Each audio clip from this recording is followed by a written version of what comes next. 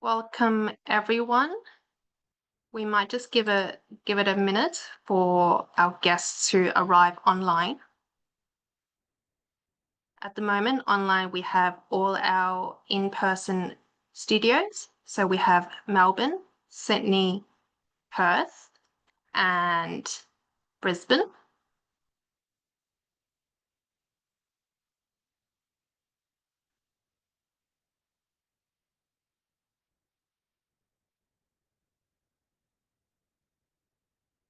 I might let these studios to commence with their housekeeping and let your guests know where the bathrooms are, your drinks, and your food.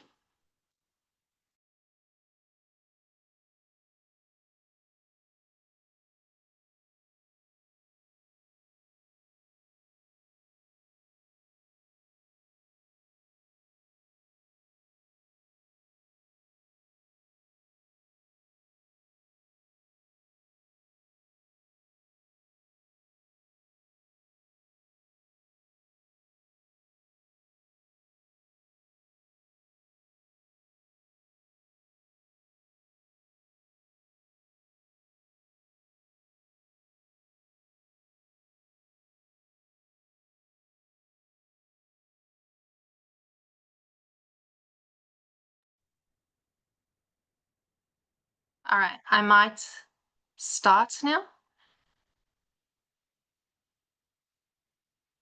Welcome, everyone. We are pleased to have you at HADN's first Watch and Connect networking events for 2025. I'd like to first begin by acknowledging the traditional custodians of the land on which we meet today around the country. We would also like to pay our respects to elders, past, present, and emerging. Thank you, everyone, for joining us today. My name is Amanda Chan, Committee Member and Chair of the Health Architecture and Design Network, HADN. Tonight, we are joined by 4 esteemed guest presenters and over 150 listeners online and in person in our sponsor studios in Sydney, Melbourne, Brisbane, and Perth. We would like to thank our event partners for this evening's event, Architectures Australian Health Design Council, HPI Health Projects International, Sculpt Form, SPH Architecture and Interiors.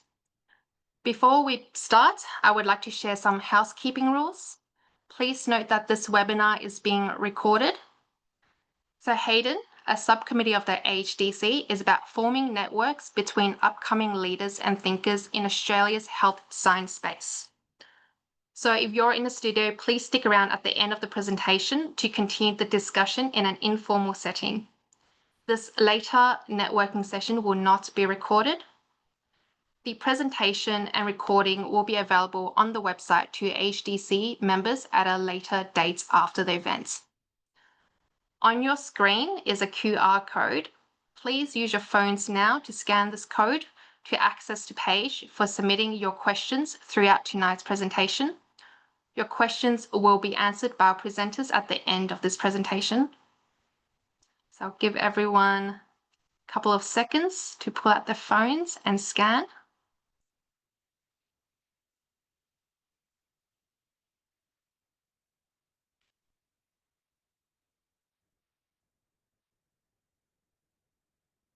Now I will pass over to the chair of tonight's events, Grace McLean.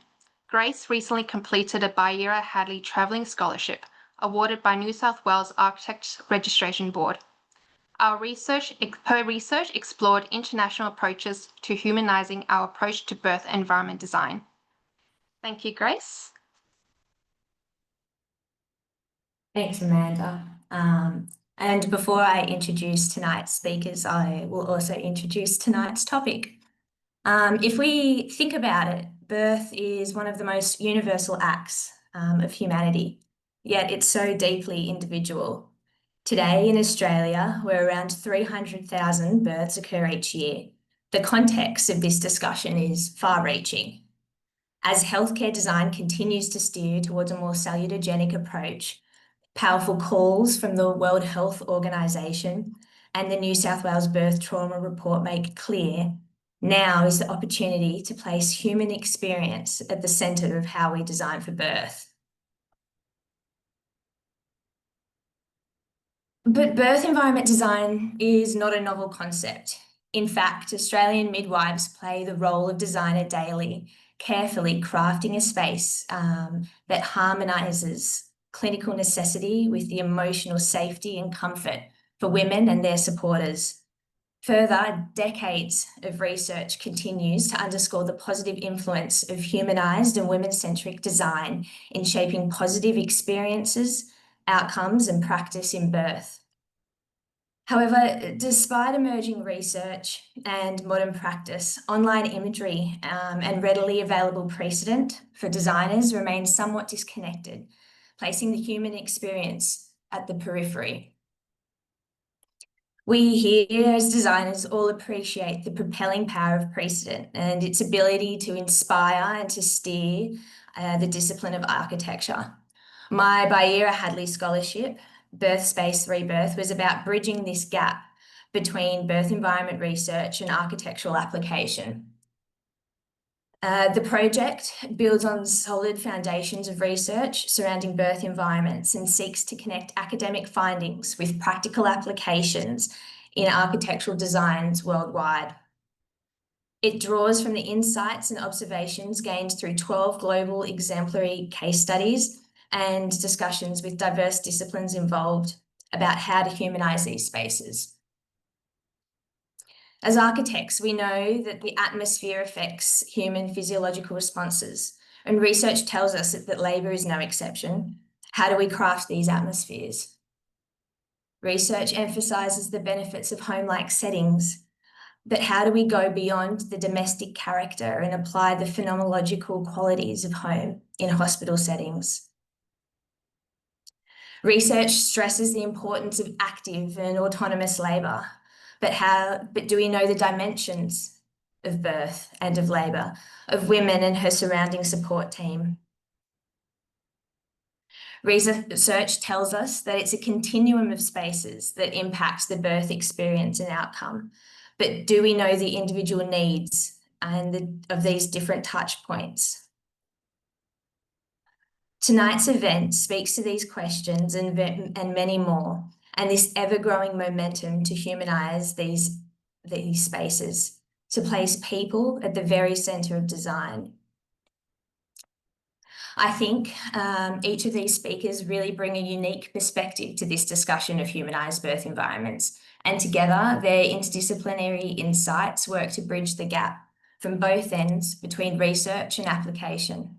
So now, without further ado, I'm honoured to introduce tonight's speakers and proceedings. First, we are joined by Marilyn Forum, a highly esteemed researcher, clinician and academic whose career-long contribution continues to shape maternity care policy, practice and design, both in Australia and internationally. Among many influential works, her research has informed the Australasian Health Facility Guidelines for maternity unit briefings to better support physiological birth and women-centred care. In recognition of her far-reaching impact, Marilyn was appointed a member of the Order of Australia, an honour that I think speaks to the depth and significance of her work. Following Marilyn, we are joined from Denmark by Esben Balleskobu, an leading and, may I say, very poetic voice in the field of art and health synergies. Founder of Studio Poesis, the team's research and practice explores how architecture, art and technology can shape healthcare environments to support us at life's most significant moments. Bringing a newfound level of empathy, Studio Poesis offers care throughout crafting atmospheres and also holding families during events such as stillbirth. It was a real highlight visiting Esben's work during my tour.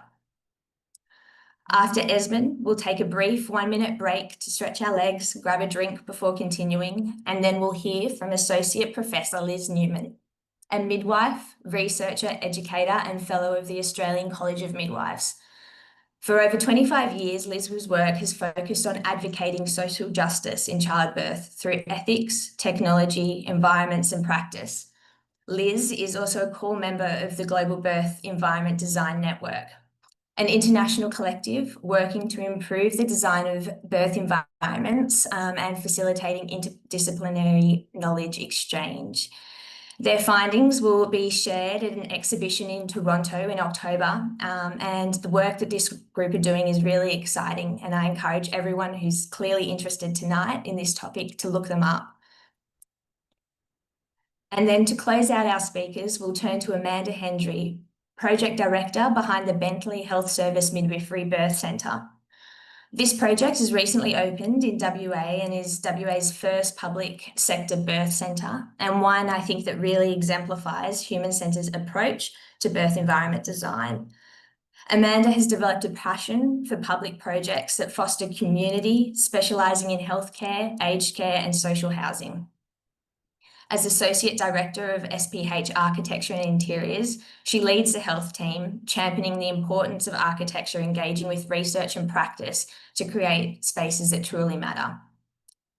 Following Amanda, we'll move into a Q&A discussion with all of the panellists. And I encourage you to scan the barcodes on the screen and submit your questions throughout the presentation. At 7:30, we'll close the webinar series, and I invite everyone in the studio to continue the informal conversations over food and drink. That's enough for me for now, and it's my honour to hand over to Marilyn. Thank you, Marilyn.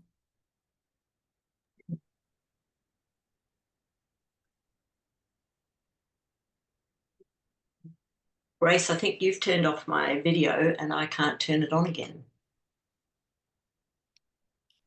Let me check that.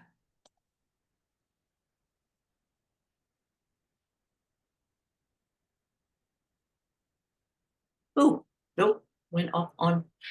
Okay. Yes, now it's happening. Thank you. Thanks, Marilyn. Good evening, everyone. Thank you for the opportunity to share some thoughts, some of my thoughts about humanising the birth space. And I'm just going to go to the share screen and do this right. Come on. Share. Oh, we're there. Thank goodness. Okay. Thanks, Grace, for those introductory words and for an opportunity to share some of my thoughts about humanising the birth space based on around 4 decades of midwifery experience working in and researching how to make childbirth both safe and satisfying. I want to begin with a very brief look at where the development of spaces in hospitals that were solely for birth began, because if we don't know our history, then we're bound to repeat the errors of the past. Initially, most women birthed at home, as hospitals were for the poor and destitute until around the 1930s or between the 2 world wars. This was when women started to move into hospitals to birth for a range of reasons, but probably majorly because there was a government initiative of a payment for birth if it occurred in hospital. Gradually, mortality rates for mothers and babies began to drop, largely due to improved public health measures, plus the invention of blood transfusions and then antibiotics. Now, in the 21st century, nearly all women give birth in hospital, with less than 10% in birth centres or at home, due to a lack of access or fear that birth out of hospital is somehow risky. However, the design focus, as you will see from the following images, was sterile, functional, and utilitarian. But I want you to think about from whose perspective did it function. The evolution was from an operating theatre to a single bed in the centre of a sterile tiled room, to ultimately less tiles and more equipment in the 60s. And finally, in the 70s, calls for humanising birth were made, so our response was to wallpaper the walls, but still with the centralised bed and the ubiquitous operating theatre light looming overhead. Here's an image from the 1990s when my camera on my phone was not able to take very clear pictures, but you get the gist. There was a gradually increasing array of equipment, and you need to ask yourself what messages are being sent from this space. For most women, the message they understand is, the stage is set. Your place is on the bed, where you will become the centre of attention under constant surveillance. And we, the hospital, are at all times ready for any emergency. Now, these two concepts are actually a bit of a problem because childbirth is a neurophysiological event controlled by a range of emotions triggering neurohormones, oxytocin in particular. The limbic system in the center of the brain is hardwired to translate our emotions into neurohormones to keep us safe. And what we now know is that surveillance triggers the amygdala in the center of the limbic system to perceive threat. The situation is perceived as unsafe and we have to escape that danger. In labor, what we find is as the amygdala perceives a threat, it starts to secrete adrenaline or noradrenaline, which alter the release of the neurohormone oxytocin, which is driving labor towards birth. And you can find in this diagram that the two main reasons for all intervention in childbirth once labor has begun are uterine inertia or slow labor, and on the other side of the equation, fetal distress. This is a theoretical model to show how this can occur. We know that women who give birth at home and are therefore free to choose where they give birth seldom give birth in the bedroom on the bed, and they most often select an empty, protected area, never exposing themselves at the center of the scene. Other scientists agree. A calm, safe environment is a critical component of straightforward birth, particularly around when labor has advanced and just before the pushing phase. Care providers whose workplace is the birth space agree, and there is much research to support this that identifies the way in which the space is designed is part of our culture and sets expectations of how birth is to be done here. Congestion and clutter are common descriptions of birth spaces that inhibit effective clinical practice. The most recent 2 decades has seen a slow shift towards improvements in design, and now we find many incorporate less emphasis on the bed as center stage. There's more room to move, less clutter, and a deep bath has been incorporated into the room. Many have embraced the concept of designing a sanctuary rather than a surveillance room, and we've written a lot about what design features contribute to achieving that. There is just one element that I have time to mention tonight, and that is the concept of binding in relation to activating emotions of safety and security, or indeed insecurity. Simply, it's how the space closes in or opens up around a user, and there's an optimal amount of binding or boundness required. Too unbound creates feelings of insecurity and stimulates the amygdala. Here's an example. The huge windows with a great view of the beach were required to always be obscured by shutting the blinds because women feared they were on the second floor, that someone could actually see them. This space is clearly too unbound. Here's an example of an optimally bound space where women say, when questioned about it, "Why did you sit in the bath for hours during labour?" They say, "Because I felt safe there. I felt supported and enclosed. I knew no one could touch me or distract me from focusing inwards. The staff were unlikely to jump into the birth pool." These concepts are very small examples of the myriad of ways to create safe sanctuaries for childbirth to unfold. When I moved to Newcastle, I took my portfolio of evidence to the director of the Health and Infrastructure Department of John Hunter Hospital. It happened to be an architect, Ramsay Award. And I said to Ramsay, "If you ever want to redesign your birth unit, please let me know. I'd love to help." Fairly quickly, my offer was taken up, but surprisingly not for a birth unit, but to develop what Ramsay called an emotional design brief for the entire new hospital that was about to be designed.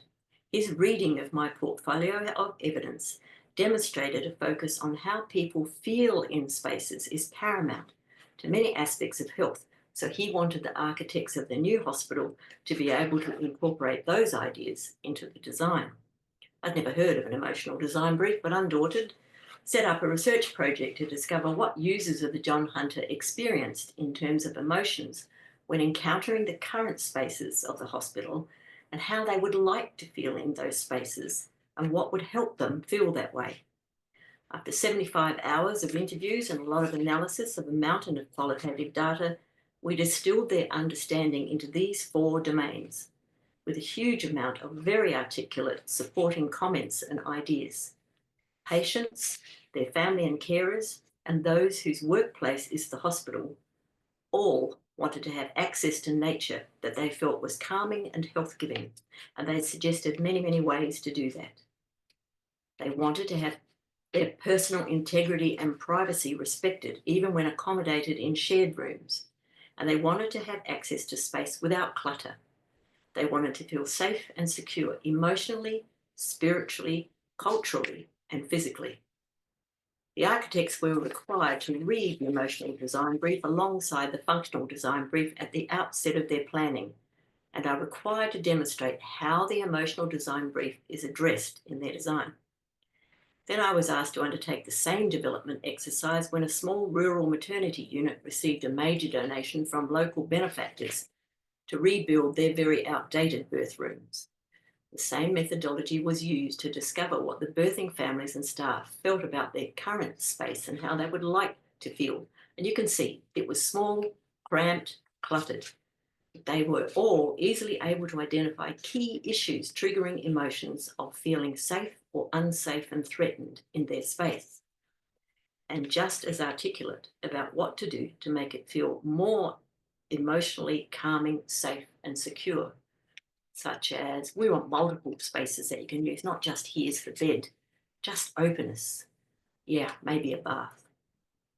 We used the lens of the birth unit design spatial evaluation tool that we had developed a decade earlier to analyse the data, and some of the other speakers may talk more about the bud set in their presentations. These 4 domains of the bud set were most apparent, and this became the emotional design brief used by the architects alongside the functional design brief for the new birth units. And here's the result. An area for families and staff with seating and food and drink options, views of nature. Binding increased in this area by lowering the ceiling, and local nature scenes on the wall. Here's an assessment room on the left. Again, with local nature images on the wall, because this is a windowless room. The participants identified that they much wanted local nature images, not stock standard images, to increase their sense of familiarity and comfort. On the other side is the picture of the birth room with its floor to ceiling and underbench storage and a prominent bound space over the bath, plus a more private shower and toilet. If you look at those cupboards, here's what they contain. The ubiquitous infant resuscitaire is housed in one part of those cupboards out of sight, unless needed rather than permanently on display, suggesting babies in urgent need of help. Windows that can safely and securely be opened to let in both fresh air and light are part of the design. The ceiling, as you can see, lowered over the bath to increase binding. So what do we hope we are all aiming for? To create birth spaces that stop activation of the amygdala. Because the physiology of birth can be optimised by attention paid to, first of all, relationship-based maternity care, where women have a known care provider, and there's masses of evidence to support that, and an optimal birth environment to ensure that the labouring woman's innate neurophysiology functions unimpeded, leading to straightforward birth, in which case the baby's neurophysiology is also optimised. We want to see that architects prepare and incorporate an emotional design brief at the outset of the design process as a means of humanising birth by designing out fear. Thank you.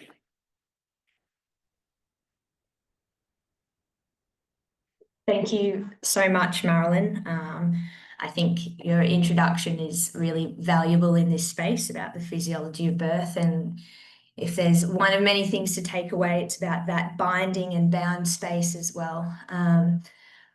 So following Marilyn, I now invite Esben to share his work.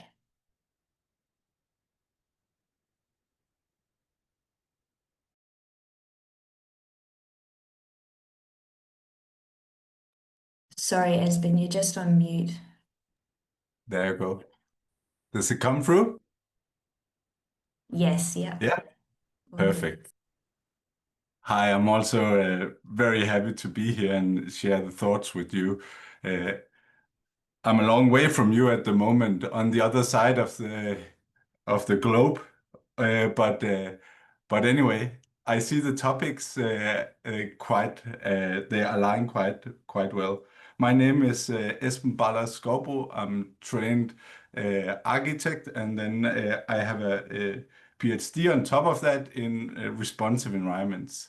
And part of my heart is also in Australia because I did a part of my PhD at RMIT together with Professor Jane Burry, and yeah, some of you might know her. And I lived in Melbourne for half a year, and it was almost. I guess it was part of the best time in my life. So I really love Australia there. But today I'll share some of the thoughts on birth environments. You'll see it combine research, also my own experiences, and kind of make some bold claims. I try to make some bold claims in this presentation, just to also to stimulate the debate afterwards. And as many of you, I fundamentally believe that our environment and the atmospheres affect us much more than we think, both as families giving birth, but also as professionals shaping the culture of everyday life and supporting the decisions that is made in some of the greatest moments in our lives. And that kind of is moments we live in hospitals. What you see in the back here is one of our pilots done in 2015. So it's not a render. But before we dive in, I should also put a disclaimer up here. If some of you is sensitive to stories about stillbirth, then the last 5 minutes of the presentation, you should probably take a break there. We'll not go into details, but sometimes it's nice that I just flag it right now. Let's see if I can move on. I don't know if you have seen these graphs, but they come from WHO and their statement of cesarean section rates.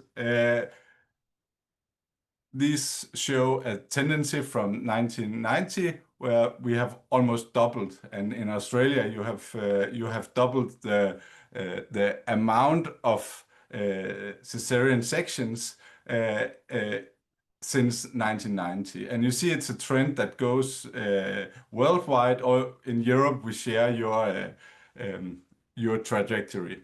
So there's something in this, and if you ask WHO, they say that no hospital should have a C-section rate higher than 10%, and that's kind of what you have here down here.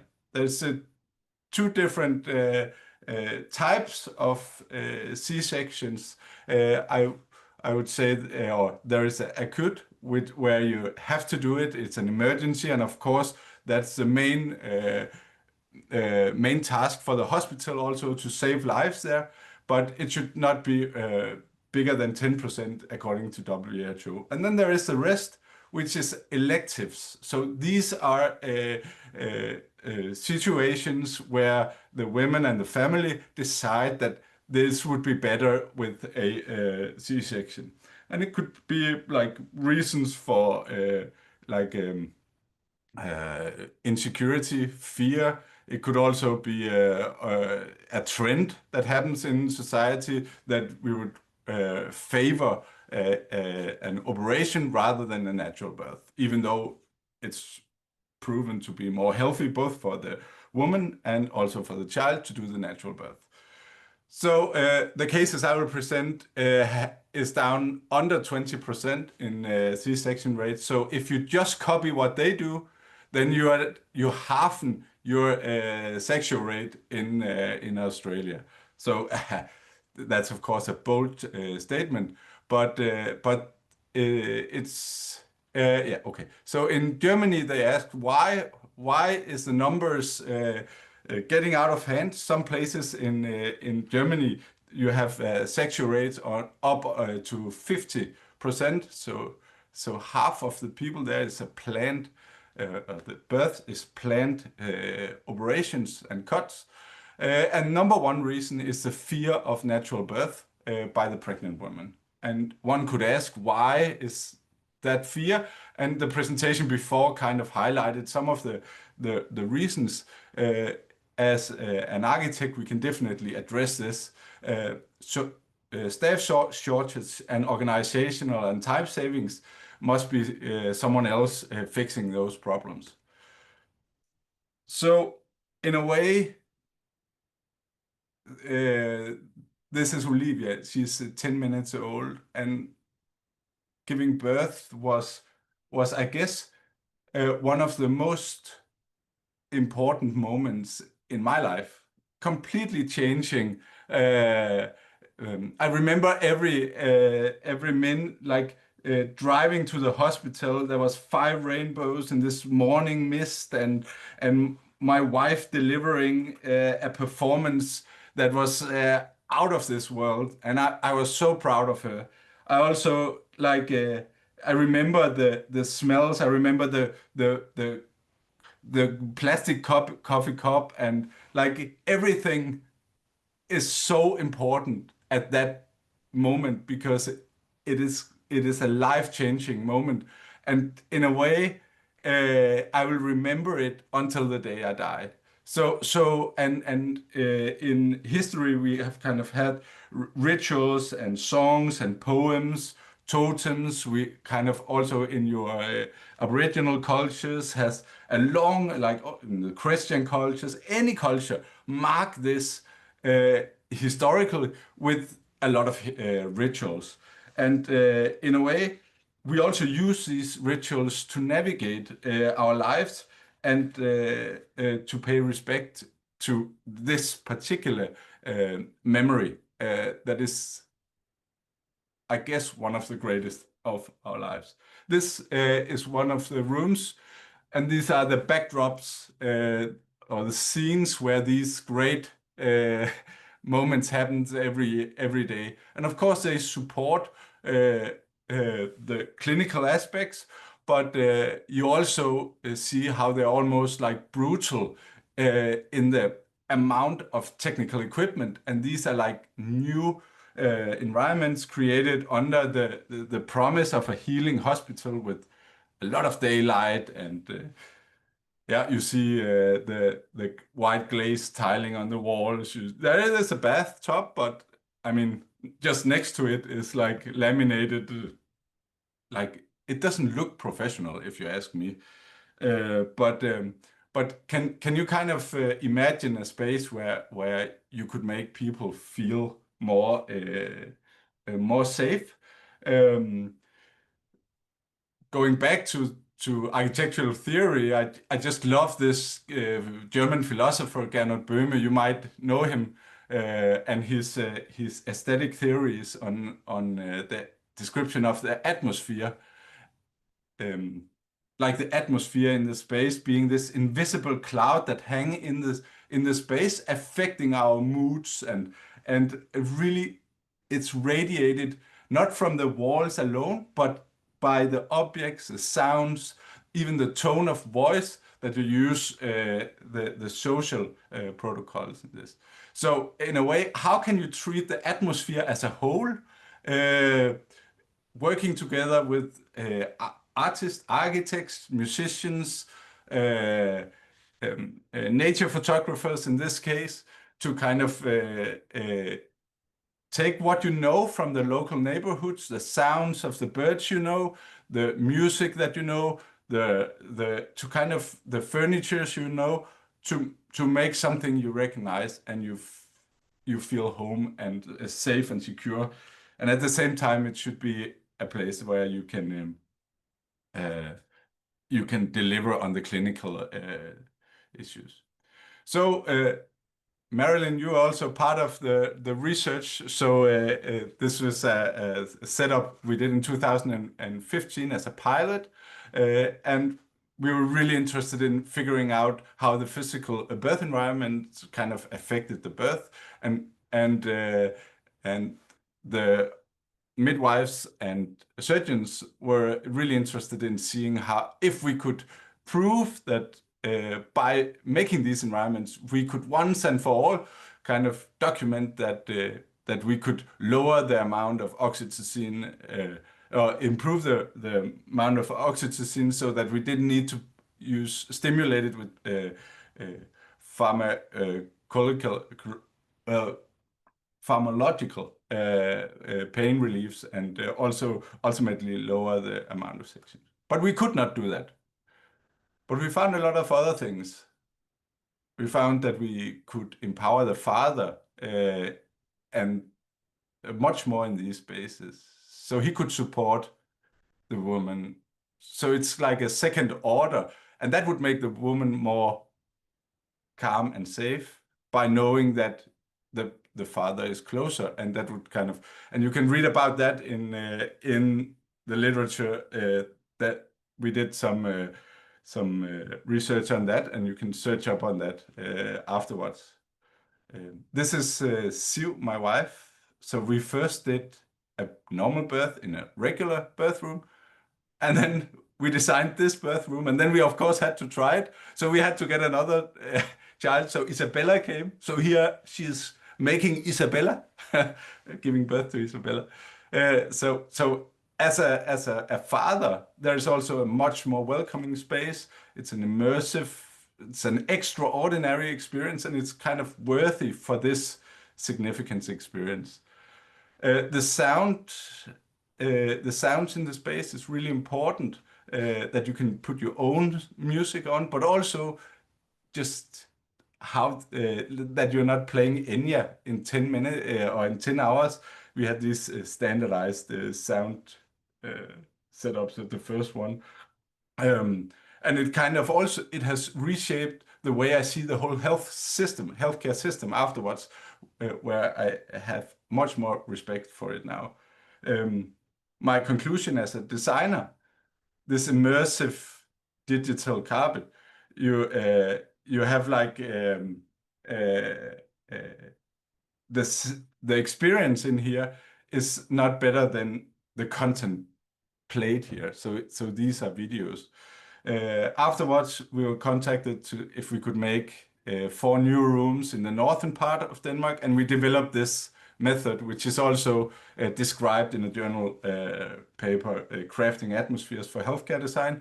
But basically, trying to clean up the interior space and make it much more home-like, interview the families to figure out which type of experiences from the local nature would be calming to them, building an expedition, going to nature, recording, hunting these moods that they were describing as calming from their childhood typically, and then going into a production where you had professional musicians, videographers, and then artists working together with the health staff, testing it out, doing correction, and then running the births.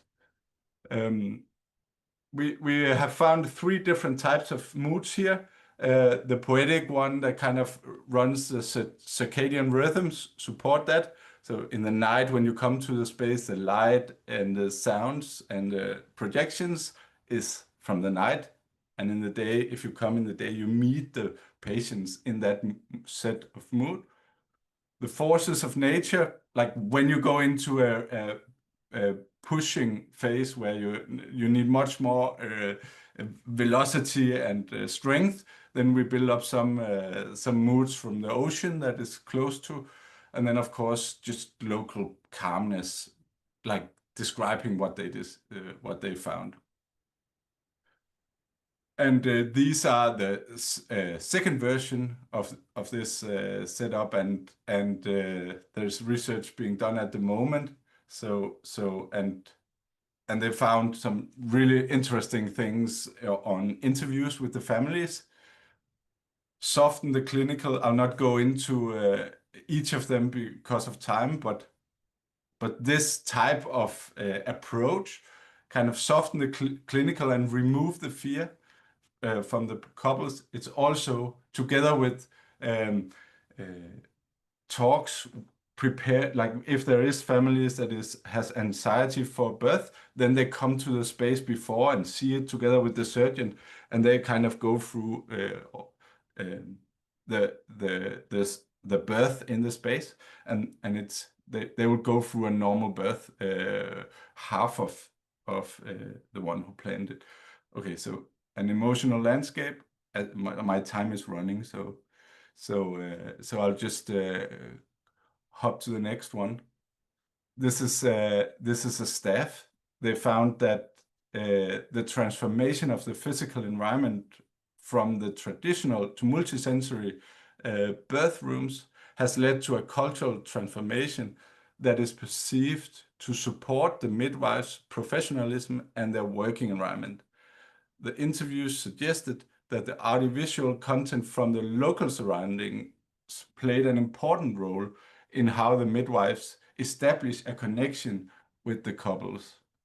And this also bridges to Marilyn's comment about the local nature and genius loci, and this whole idea that this is something that is crafted for this particular place and for this particular staff, and the quality of it is really important. I just have two more. Here is another type of mood we created also to support this ritual of the birth.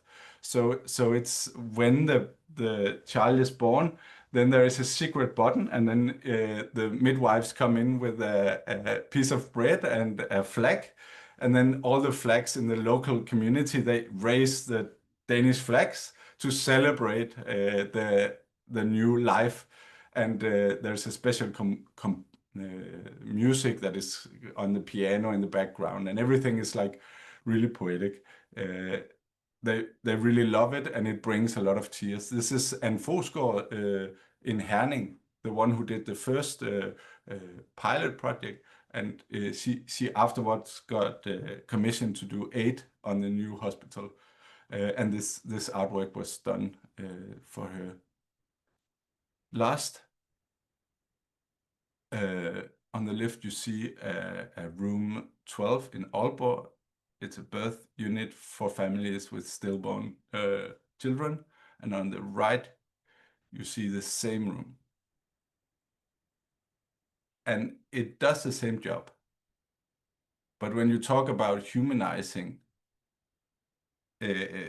spaces, this is a technique like so they are completely different, and they are really also describing the experience as different. They're doing research at it at the moment, and words as beautiful runs through. It's a tragedy to give birth to a stillborn child, but it's also a tragedy that cannot be saved or undone. The only thing we can do is we can treat the memories of the couple with respect, and kind of try to create an environment that is more humane for them. You can see the video if you are interested, but I think this sets it really on. The most happy ending that can be on this case is that the family comes back 1 year after with a big stomach and ready to give birth. So how can you really, when you see these two images, how can you go for the traditional clinical setup to the left? It's a question. We also work together with theater people and priests to construct a ritual that kind of celebrated this short life.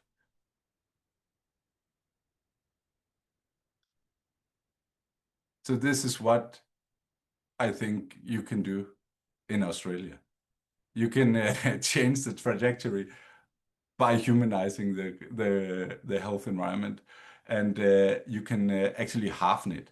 That will give you $9 billion a year, and you will save over 200,000 women from the knife.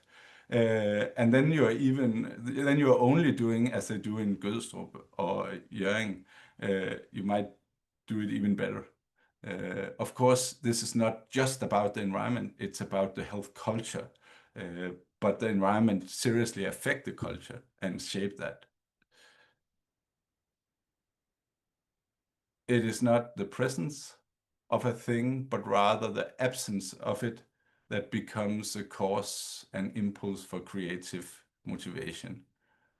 From an Ukrainian sculptor, Alexandra Archipenko. Thank you.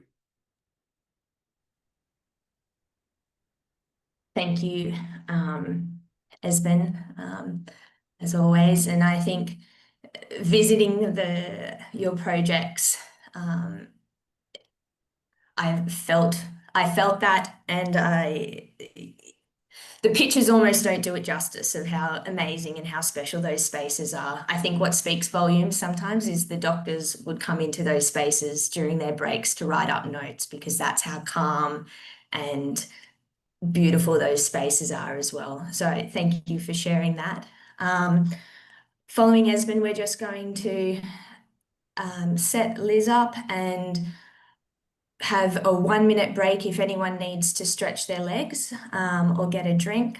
I invite you to do that, and I'll see you in 1 minute.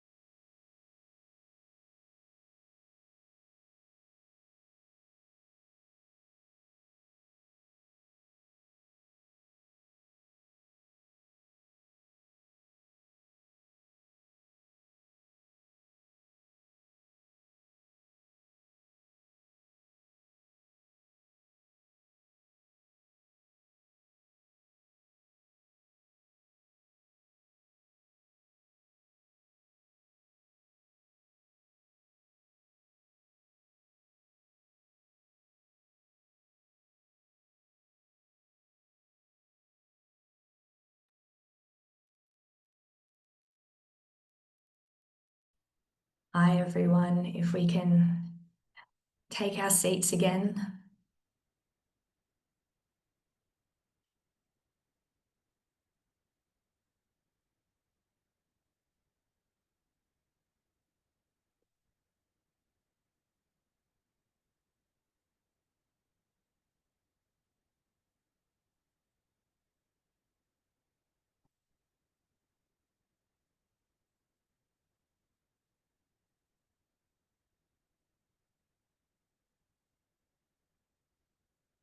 Great.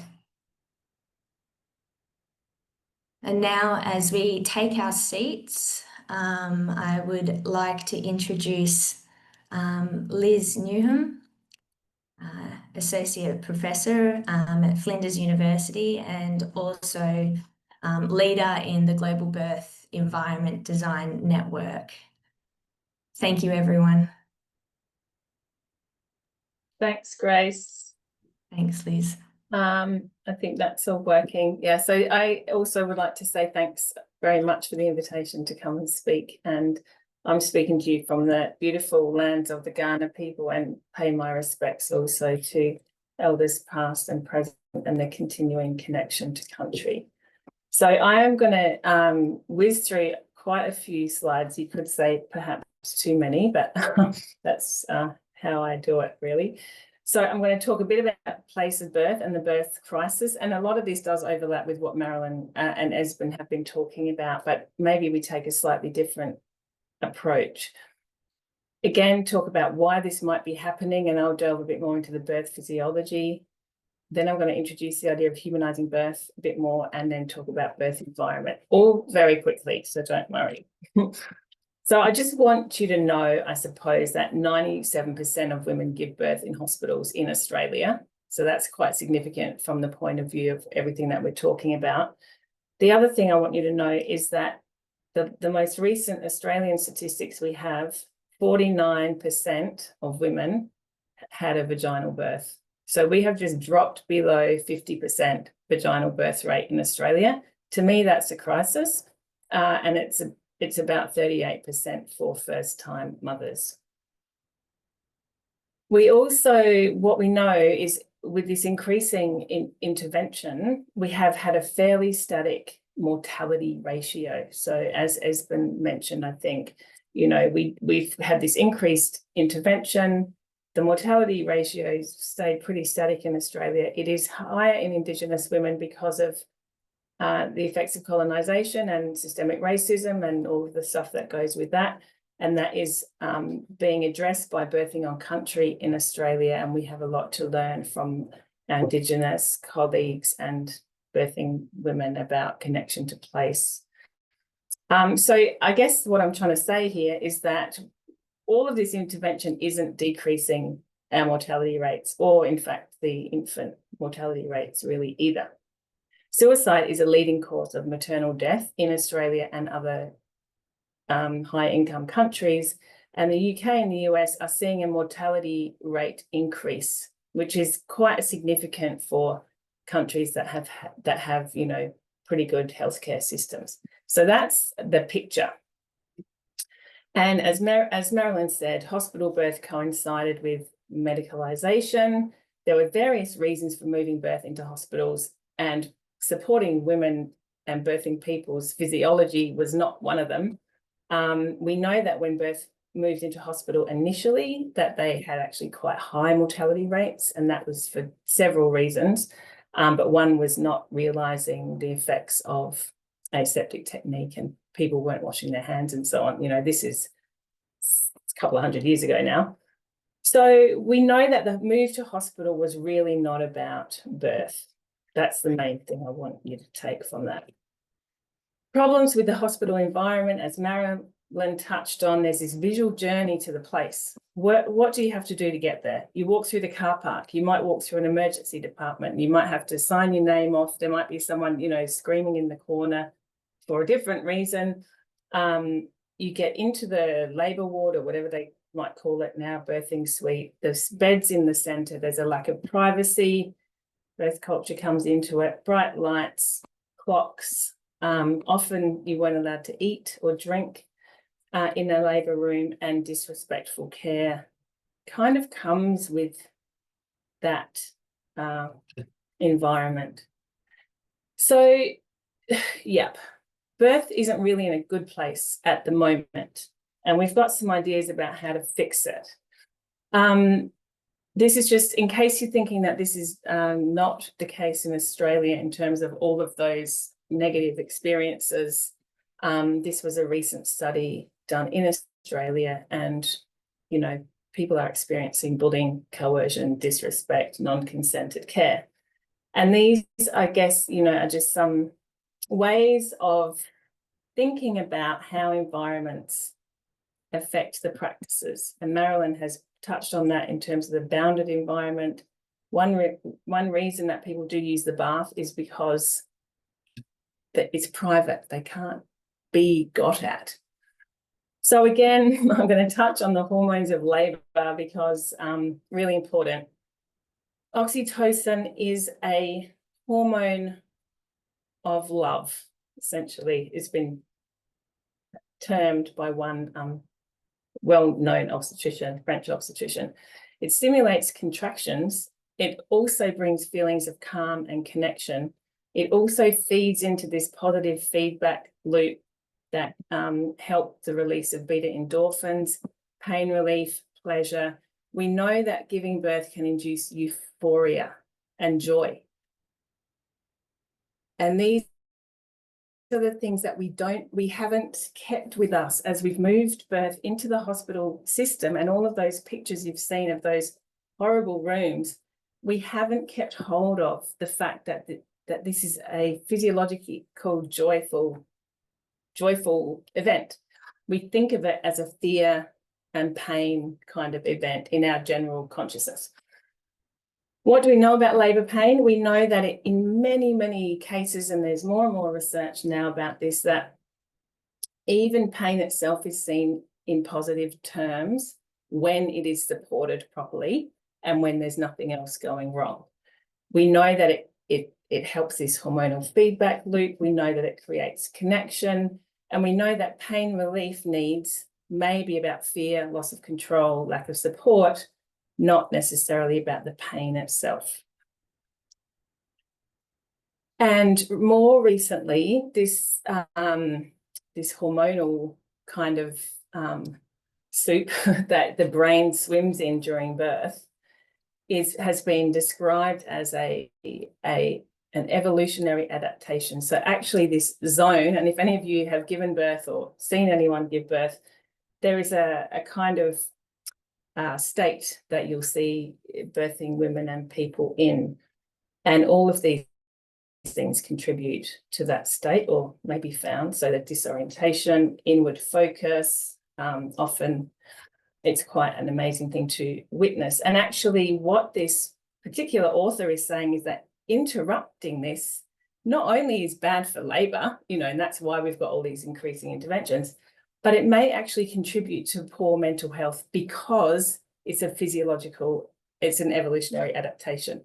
So we may have just done, the absolute worst thing for birth over the last 200 years that we could possibly have done, evidenced by this kind of picture. So what are we going to do about this? Big problem. And about 25 years ago now, there was a conference held on the humanisation of childbirth in Brazil. And it was about focusing on over-medicalisation and lack of autonomy. I mean, that was kind of the main pressing issues. But they came up with this quite incredible agreement, a definition of humanisation. And if you look at it, it's really very much about much more than birth. Fundamental spirit of life, connection with each other, the family, the community, the universe, or the, nature. And so it's really about connecting us as human beings with everything else and with what's important to that humanness.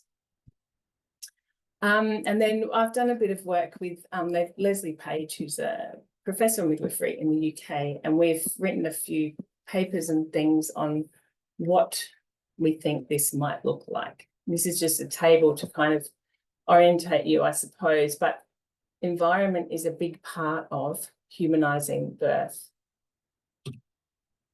And for myself, I came into it through my own PhD research, which looked at birth culture in terms of pain and pain relief.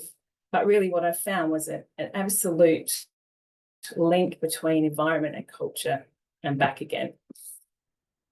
It really makes a difference. And what hospital environments do is normalise intervention.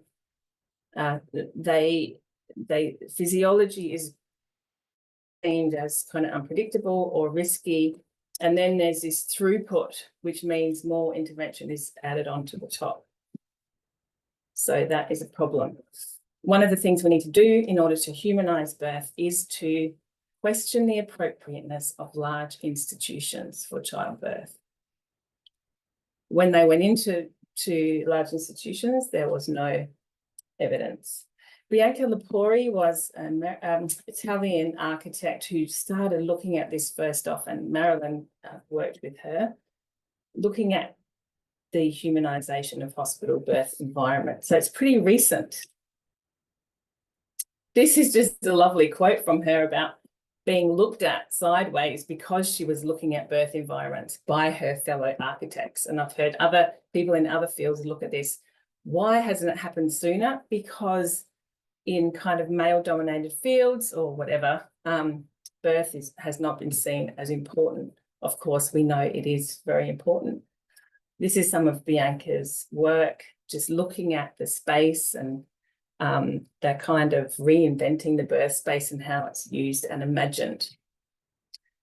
Marilyn then came up with this bud set tool so people can actually measure what their birth space looks like, and the emotional design brief I won't go into, but that is also part of this work. And Nicola Settler and Neil Shah have written also a paper on the spatial characteristics for optimal birth space, and then, you know, so there's quite a lot of evidence growing about it now. And that's part of what we're doing in the Global Birth Environment Design Network, which is really to start to collect all of this information and knowledge together for architects and designers, because we know that it's kind of scattered around. You may not have access to it. And we've got a series of case studies that we will be launching the website on in Canada in October, I think you said, Grace. So this is just about how we did the case studies. And this is Terra Alta Birth Centre in Switzerland. And you'll see here just the kind of harmony of colour and the soft aspects of the kind of physicality of it, I suppose, and also the blending between the inside and the outside, but in ways that kind of encourage those things Marilyn was talking about, the bounding and the sense of space. There are shared spaces, really beautiful lighting and softness, and even in the spaces where birth doesn't happen, it's still, and you can kind of get that feeling of relaxation and calm. The two birth spaces, Soleil and Luna, there's a kind of light-filled, spacious room in one of the birth rooms, and the other is more intimate and softer. So people can choose which one they would like to birth in. Here's just some pictures of the flexibility of space. How do we support that movement and active labour that helps women get through until they give birth? So really, I just want to end with this idea that, and this picture is taken from Doreen Balabanov's PhD thesis. She's one of the founding members. And this idea of delight, you know, love, desire, sensuality, harmony, aesthetics, these are the things we need to bring back into the birth space. These are the human things that we need to have in order for justice to prevail. And so what we think is the world needs architects to attend to this project with love and conviction. And that is the end of my talk. Thank you very much. Thanks so much, Liz. That was great. I think that notion of changing the narrative and bringing back the joy and the emotion into that space is really important. Following Liz, I'll now ask Amanda to present to us, coming from Perth. Thanks, Amanda. Thank you.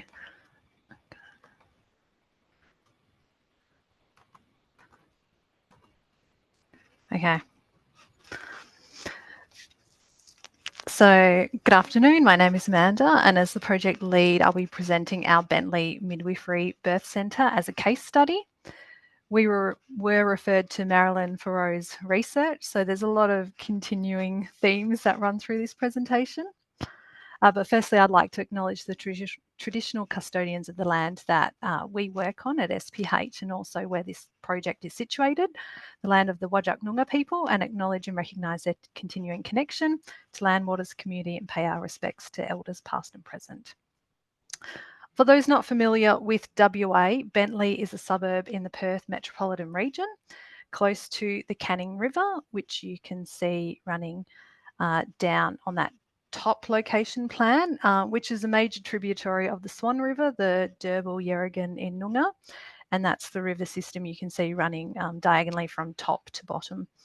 The Canning River close by to Bentley is home to a diversity of flora and fauna, such as the spotted pardalote you can see, and this nearby section of the river also features alluvial soils, rich in colour, that change from the predominant sandy soils, which are part of our Swan coastal plain where our city's built. All of this will be referenced later on.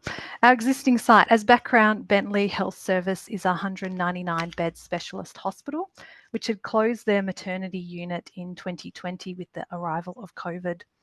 SPH were engaged by our client, East Metropolitan Health Service, in 2023 for test fit feasibility, and then full services to refurbish an area of the unoccupied maternity ward. This is about 240 square metres, and you can see the as constructed plan on the screen. This was to be into a midwifery birth centre. So as a midwife-led facility, or MLU, the acronym, which provides continuity of care with the known carer. In a first for public hospitals in WA, the service is led and entirely staffed by credentialed and endorsed midwives, offering choice for the women of Western Australia and Perth. Endorsed midwives, based on Department of Health website, are advanced practice midwives who are legislatively authorised to prescribe and administer medications and order, interpret diagnostic investigations within their approved scope of practice. So this project is located on the second floor of A block. You can see top left-hand side. This building was built in the 1960s, and the site that we had was largely unaltered, and this is reflective of a lot of the other images you've seen previously. There were some existing constraints to our location, which was that there was a major operating and minor operating theatre below that did same day and elective surgery. So we had to be quite careful about how our floor plan was resolved in terms of how we were doing demolition works in the extent, and also how we were locating our drainage for these birthing baths. So to start our project, we were very lucky that our client on a previous project, which had been the Fiona Stanley Hospital Family Birthing Centre, was now the coordinator of nursing and midwifery, still at Fiona Stanley, Peter Fisher, and she was took us through our project, which had been completed in 2019, in 2023 with our client from the East Metro. And this was really beneficial to see the value of the design decisions that had been undertaken in this project. So in terms of lessons learnt, there were a few. One, under technical, in terms of fixtures, fittings and equipment, these birthing rooms with the birthing pools had the birthing cubes you can see, and that had actually worked quite well as a bed after delivery rather than having the bed or trolley in the room. So that wasn't located in the room and potentially wouldn't be needed after delivery. Another item was the lighting that we'd incorporated in this project, and that had been that there were traditional ceiling lights, but then we'd also introduced wall lighting and then a sky tile ceiling light, which is on the bottom image there. And so it allowed a number of configurations of lighting in the room, and that had been very successful. And the looking at what appears to be a skylight above the birthing pool had also been very successful and was appreciated by the women. Space planning. So in this project, we'd had one dry birth room that had an inflatable pool option. We had two other birth rooms that had a fixed pool, and they were different in size and configuration because we'd also done a fit out of an existing hospital. That had led to a level of inequity. So the women viewed it that they had an option of economy class, business class or first class, and then that really influenced their well-being if they unfortunately got the economy class option. It also meant that the inflatable pool hadn't been used at all in 4 years, wasn't very practical for the midwives in setting up and then also draining away, and it wasn't preferred by the women. The other item was acoustic. So the birthing rooms had been sandwiched between storerooms for acoustics. And then in terms of aesthetics, Peter talked us through that they had been able to use local artists, which had been very successful, talking about a sense of place, women who, mainly women who had either had experience with the local place or with the birth services at Fiona Stanley. She talked about the graphics, about how we repetitive patterns that were nature-based or abstracted, that they were not too busy, so we had to consider the scale of patterns, had been successful for not activating the thinking brain, but keeping the limbic brain in action. And then lastly was biophilic design, which she had a hard-won fight against infection control to introduce fake plants into the area. Real plants would be lovely, but unfortunately it was the fake plants that we got over the line, and that had also been successful in creating the ambience for this space. The other item Peter referred us to was Marilyn's research and the bud set. So we looked at the work of Marilyn Farrow and others, which was very helpful, having such an informed client to point us in this direction, looking at the birth unit design spatial evaluation tool that's been mentioned by others, including Marilyn previously. This bud set is a checklist for trying to assess the optimality of birth unit design. I guess in my understanding and words, the space is designed for women and their support persons' well-being, not just for the delivery of care, assist in positive birth outcomes with reduced complications and medical intervention. That's how we understood the research that we were reading. The bud set was based on those 18 design principles and the 4 domains of fear cascade, facility, aesthetics, and support. And post-construction at SPH, we did a self-audit to see how we went. And so we ended up with about 82% in terms of the points, noting that some points we couldn't achieve due to the scope of the project or the fact that we were working as a fit out in an existing hospital. So as people have mentioned, the wayfinding to the unit was outside of our scope, but that is, there are points for assessing that. Direct connection to outside space. This project also didn't touch the external envelope of the building. And then also provision of natural light, so location and extent to windows, which was also not in our scope. Parameters we had to work with. The research was really exciting as a designer because as architects, I feel it is our anecdotal experience and also our general belief that spaces designed purposefully for occupants' well-being will always yield better outcomes, whether it's healthcare or whether we're talking about other typologies. The functionality of a space should always include people's emotional response to that space. So in terms of the demolition plan, these were solid brick walls. We reworked the plan numerous times with our client. And there's a huge shout out to the midwife, Carly, who had been our stakeholder for the project and was then appointed as manager of this facility. So it's great to have that continuity of staff. In terms of minimising demolition, that did help from a sustainability point of view, but also from a cost point of view and the time constraints in terms of demolition and noisy works over the theatres. Getting to our floor plan and our reflected ceiling plan, do a quick walkthrough of the space. So the entry is on the left-hand image. At the bottom, those doors, you enter the A block, so beautiful grassed forecourt, mature tree canopy.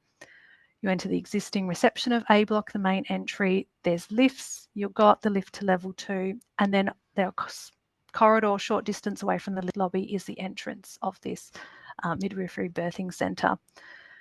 You'll be escorted there and you'll be let into the unit by the midwife, and then your first point is this feature vinyl you can see, which starts to denote the entrances of the consumer rooms. It also helps break up what could otherwise be quite a long linear clinical corridor. The existing site had the benefit that we had a fire escape door on the other at the end of that corridor, and then that also let in natural light, so that was of huge benefit.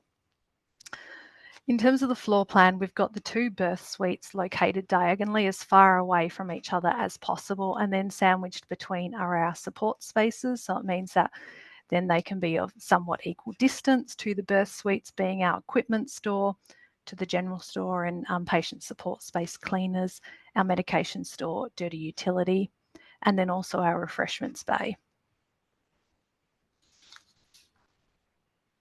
In terms of the reflected ceiling plan, you can see what we have are coloured bulkheads over the birthing bath, which you'll see later.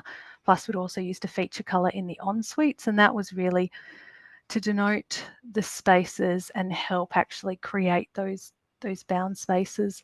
In terms of the reflected ceiling plan, the red dotted lines down the bottom of that image to the right actually is the switching. So in terms of our ceiling lights, we have one downlight is a task light near where the workstation on wheels would be located, or the neonatal resuscitaire. The other downlights are in 2 separate zones for each of the birth suites. And then we have another switch for our sky tile light over the birthing bath, and then another switch for our wall lights. So that enables that autonomy and choice for women to personalise their spaces and allows a huge configuration of lighting qualities based on what's needed at the time. Our material and colour palette. So this is where that location and recognising that where we are born is our first perception of home. You know, our passport doesn't say WA, it doesn't say Perth, mine says East Fremantle. And so that specificity of place is something we really wanted to include. So we have an earth colourway, which is birth suite 1 to the left-hand side. For birth suite 2 on the right-hand side is our eucalypt colourway, and then our open refreshments bay to the corridor is where those 2 colourways come together. And that offers a sense of kind of relief. It's colourful, it provides those support FF&E that's needed, the ice machine, the microwave, the fridge, table and chairs, a screen. And we didn't have, with our short, small budget, we didn't have percent for art. So shout out to our graduate Dexter, who actually did the artwork in terms of the graphic you see there, which was then incorporated. So our design concept based on our research was bounding and unbounding spaces. And I didn't see any other presentations before doing this. So that's just what we got out of the research. And in terms of the unbound spaces, we saw those as undefined thresholds where you really, that arrival sequence is not designed to be a defined threshold. You'll see the feature vinyl, you understand that this is a journey, a pathway. It helps break up the space, but also show the rooms that are important versus those support rooms that then can hopefully disappear into the background. That then leads to our refreshments bay, and you can see in terms of the bound spaces that we have zoning, we have defined thresholds. We've used framing to create those kind of cave-like atmospheres and also those safe spaces. So in terms of birth suite 1, the image was chosen with careful selection to reference the mature canopy of the grassed forecourt at the front of the building. And Carly has said that the midwives do try and meet there for their postnatal appointments under this tree canopy. So that was an item we wanted to reference. You can see here we've used joinery has been used to hide medical gas exhaust, the scavenge for the nitrous. It's been used to hide the medical gas panels. That's where the finger pulls are. It's been used to frame areas where you could personalise space, so charge devices, put up candles, what you wanted for the space. And then also for storage. So we tried to keep it clean and uncluttered, and the idea is that it's movable equipment and that the midwife and support person and woman in the room can be adjusted to suit what is required in the moment. So the bed is in the equipment store and that can be wheeled out if need be. Then you'll see that the lighting has a huge difference. So in terms of using the wall lights and the ceiling tiles and actually then creating that sense of space, the wall lights are also used in the ensuite with that feature coloured ceiling. Birth suite 2 with the eucalypt colourway, and then the same item. Our refreshment zone that's open to the corridor. And we did get in fake plants, but that reference to the nature outside. Support spaces, of course, but they're just designed to really fade into the background. They're all quite neutral. And detail. So of course the wall lights that we've talked about, that's a finger pull for the medical gas panel, which is a lift up panel only used in times of emergency. You can see in terms of the joinery how we've used just negative details to create that sense of framing, and then the entryway. So that's where you that entry door.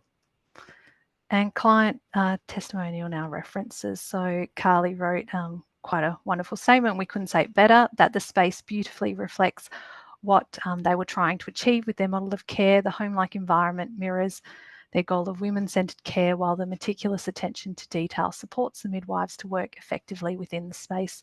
Any visitor to the space has marvelled at the careful choices in the design that have updated the old birth suites into an exciting new space that reflects the needs of the local community.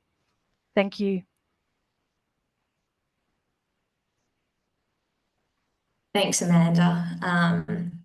I think it's really great to end on a project back in Australia and seeing all of this research and themes that have been carried across the presentations almost embodied in this project. I will now share my screen again for that QA code to scan.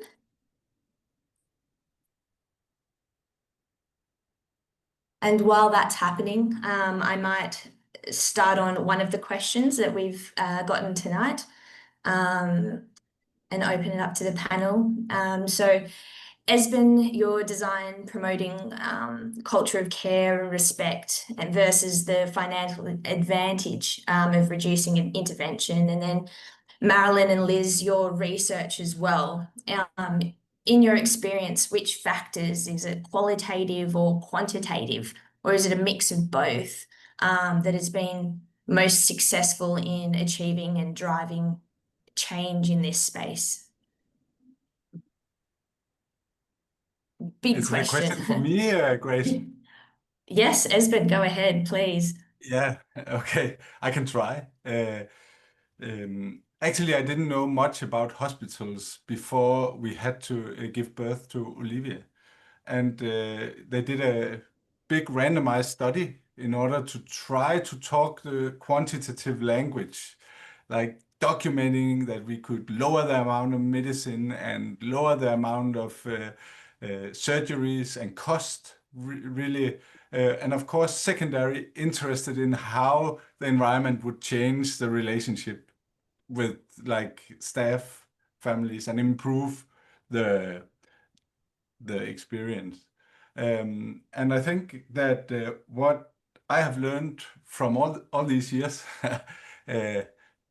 12 years in healthcare design, is that culture, the healthcare culture, the kind of eats all the numbers and all the so it's much about what is the staff actually doing on the floor, how are they talking about it, how are they using the space as an instrument of care and also as an instrument of treatment. So how can you make something that supports the act of care and the act of treatment? And of course, on the short run, you want to show that you're reducing costs, but the culture is much more strong. I mean, in Gødstrup, they are selected as the best place to give birth in Denmark, and it's like out in nowhere. 10 years in a row from both patients, and they have no problem with staff. And I mean, 10 years in a row. So it's just say that having an innovative health culture that is curious and want to go new ways is worth more than anything. Yeah. That's great. Marilyn, yes. Yeah. I'm a clinical epidemiologist. My stock in trade is numbers and randomized control trials. And there is an imperative that we have to establish that investing in these kinds of spaces makes a difference. But the only evidence we can produce is qualitative. It is, as Esben said, a whole of culture that has to change in order to address women's experiences of childbirth to make them more positive. And the places where Esben has shown you examples are already exemplary culture-wise, in that they are open to inquiry and innovation and different ways of doing things. But we have very negatively embedded cultural systems in most of our hospitals, maternity hospitals. It will take some time. And I think if we can alter environments to start with, that certainly addresses not only the experiences of women, but the experiences of people who work in very humanized environments is different. And so for me, it starts with setting an environment in a particular way that will influence the culture. And there's evidence from other areas of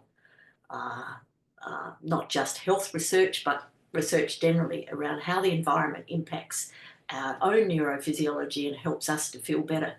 And when we feel that way, we approach people differently. So the environment is absolutely paramount. So architects, go for it, because you're going to make a difference. Thank you. Is it back? Great. Brisbane, your mic's come on. I might just ask you to mute that. Thank you. Great. On that as well, I suppose, or another question that's come up, Liz, you touched on the humanising large institutions such as hospital.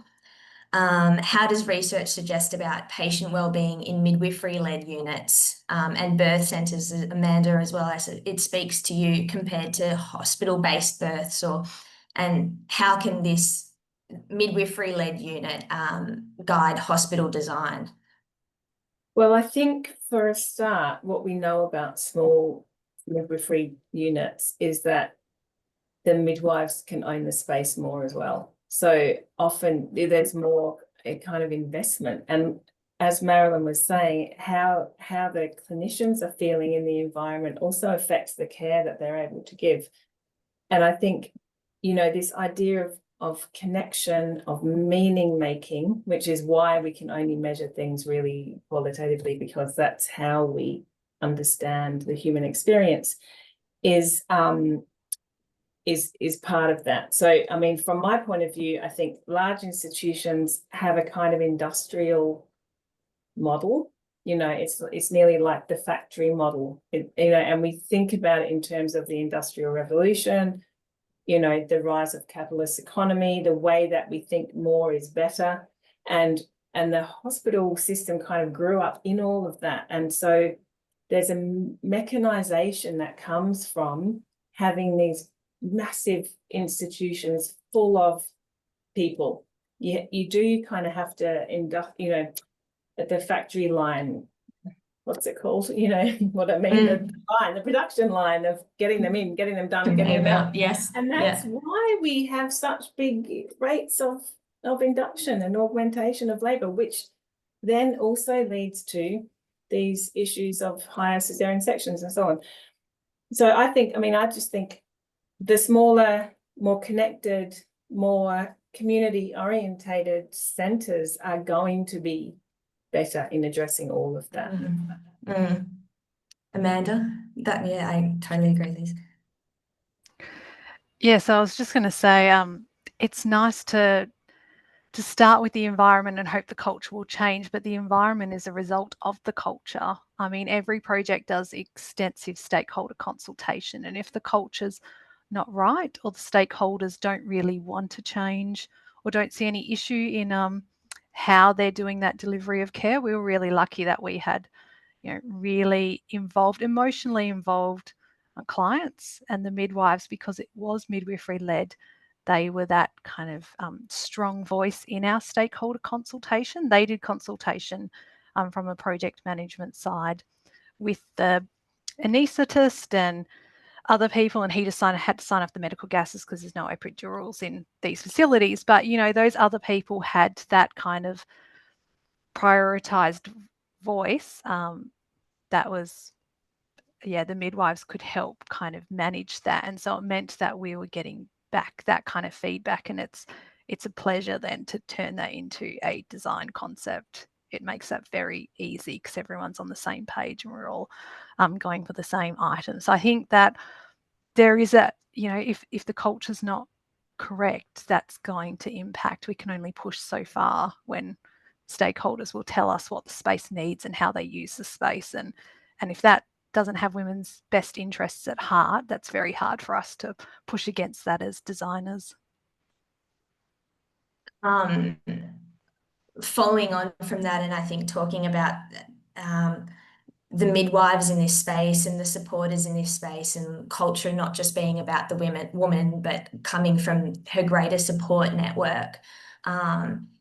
Is there research around how birth suites can be designed to accommodate more than just the doctor and the mother? Like how we as designers, how can we include the fathers, the supporters in this space?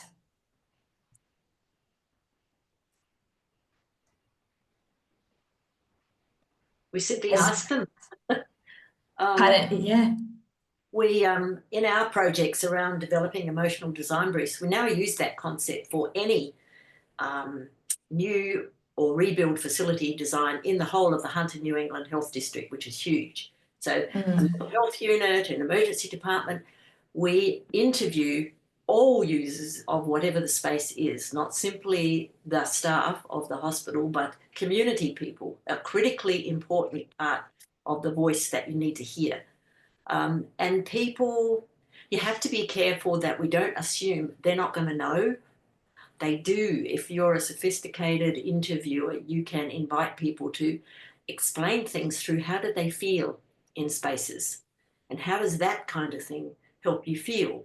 Here's an image. What do you think about this? How would you feel if you were in that space? What would you like to smell?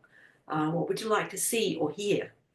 So you can engage everybody who is not only the medical or hospital staff stakeholders, but the people who are going to use the space are a critically important voice in the space. And it is possible to do it. We now do it every time we have a rebuild project in this whole health district. It's incredible. And Esben, I know your project will speak to this as well. Yes, it's just a specific article. The ethnographer Birgitte Vollmann did extensive interviews on families and partners in the first pilot project we did in 2015. And that was actually the biggest finding, was that it completely changed the relationship in the family between the father and the mother, that that was one of the findings, and you can find that I referenced it in my speech. So I think making a welcoming space is also and removing the clinical fear in a way is also empowering other resources in the birth unit, and that could be the partner. That kind of suddenly ask if the midwives want coffee or something else when he becomes more active and not looking into his phone during these 12, 14 hours of cheering. And I know for yours as well, it was about being involved in almost choosing these scenes that happen around a space, and that feeling of the father of having that involvement in that as well. Liz, I'll open it up to you. Yeah, thanks. I just was thinking then, it's also about the ownership of the space and taking up the space. So just really following on from what Esben was saying, and Marilyn, you know, and some of the work I've read of Marilyn's in particular, that this idea that partners and support people have not always felt welcomed into those clinical spaces. There's nowhere to put their stuff. There's nowhere to sit. There's nowhere to sleep. There's no, you know, they don't know how to go and make a cup of tea. And so that's all really crucial part of their experience. And also alongside the kind of medical equipment stuff, really puts them on the back foot in terms of being able to provide the support they need to provide to their birthing partner.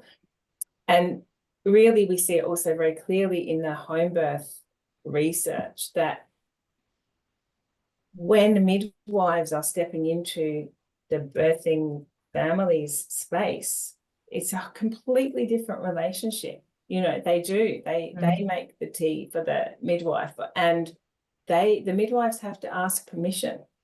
Now that is a real turnaround from being in a hospital space which is kind of owned by the clinician, you know. So I think there's a flip there that happens that I would like to see what you lot all think about how you can make that flip happen from a design point of view when it's not a home birth, you know, that kind of ownership of space. Definitely. I think it speaks to the power we have as designers and in curating that setting, because that's all that's essentially changed in those two scenarios.